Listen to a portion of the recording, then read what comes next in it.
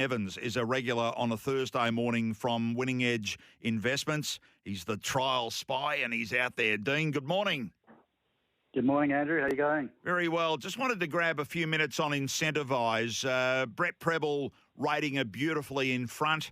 The rail was at 9 metres. How did you see the times and everything around, at this stage, the clear favourite for the Caulfield Cup? Yeah, look, it was an interesting sort of race shape, and a race shape that seemed quite pronounced on the day for a lot of the races where they went quick early and slow home. They run 11.4 lengths above the standard for the first section, but then 8.3 lengths slower than the standard for the second section. Look, he did it tough. I think visually everyone was pretty impressed with the way he sort of led on a good speed. It was a great ride, not letting Mount Popper cross him. And then that kick that he showed, and particularly the last 200 metres, he sort of hit a flat spot early on in the straight, but he really hit the line hard well. And it was a good run from a horse who's obviously going to get better over 2,400 metres. I think, my only question mark, Andrew, was just it was a very, very strange day. They ran quick early sectionals in most races, like I said, and in the circle races, yet all the horses that were sort of on the fence and on pace had a massive, massive advantage. If you look at the Bart Cummings first, third and fourth horses home were all on the fence, and Charlie Rose had a beautiful 1-1.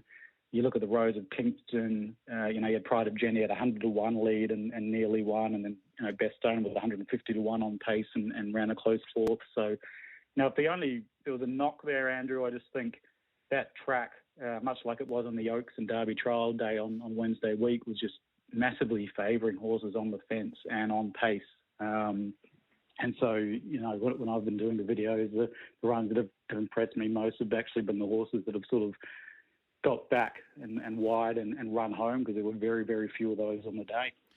One of those is Young Werther, who we know is going to the Caulfield Cup. Incentivise right now is around the 240 mark. Young Werther, Montefilia, Collette, who most likely runs this week, nonconformist, as we know, has got a spot in the Caulfield Cup. Is Young Werther now suddenly shot to one of the key chances here just off the Flemington run? Yeah, absolutely. Absolutely. He was a pretty handy 3-year-old. He ran well in the ATC Derby and showed he was right up to that sort of top 3-year-old grade, and he's really made the leap now as a 4-year-old. Danny O'Brien's the right trainer.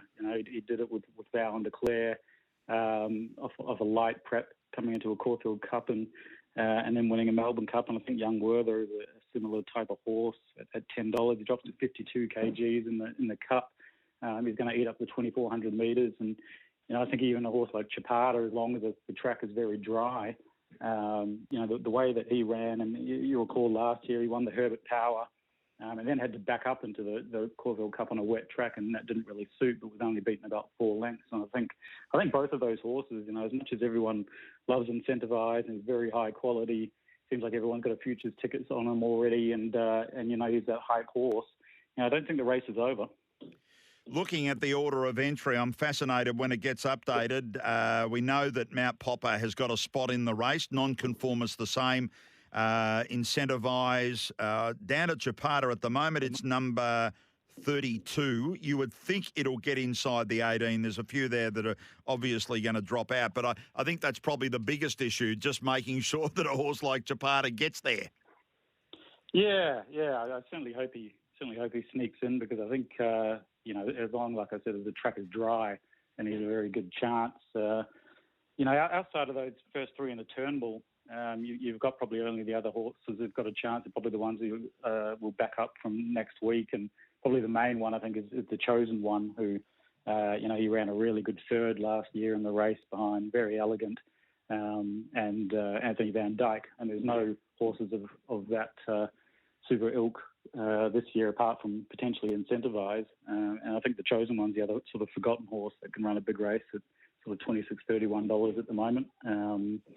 But yeah, obviously hoping that Chapada can get in the race. And beyond that, I think they're probably the 4 that I'd be interested in for the Cup. And then it's potentially a long tail.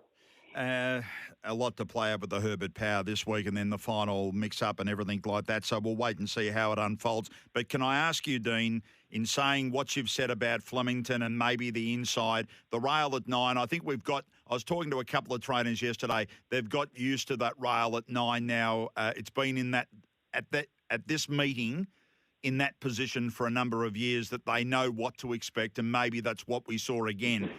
But are you satisfied that Incentivise should be the favourite for the Caulfield Cup? He certainly should be the favourite. There's no denying that. He's won something like 9 in a row. All of his ratings have certainly stood up, and he's running like a horse who's better over 2,400. I just don't think he's the lay-down moral that everyone thinks. And I think if the horse draws wide over 2,400 in a capacity field and doesn't just get to do things his own way, I just think that down in the weights, horses of the quality of Young Werther, Chapada, the Chosen One, they can give him a shake and a fright. Can't wait to see it all build up. Hey, Dean, thanks for your time. We'll talk to you again on Thursday.